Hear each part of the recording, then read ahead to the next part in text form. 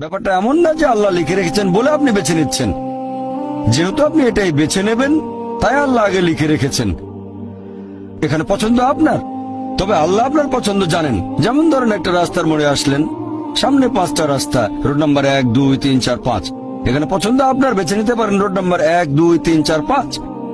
আপনি গেলেন রোড 2-এ। এটা আগে থেকেই লেখা আছে আপনার নিয়তিতে যে আপনি যাবেন 2 নম্বর রোডে।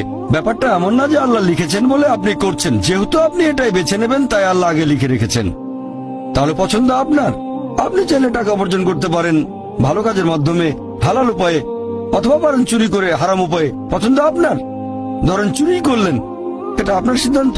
তবে আল্লাহ আগে থেকে জানেন যে এই লোকটা সহজে টাকা পেতে চায়, তাই চুরি করবে।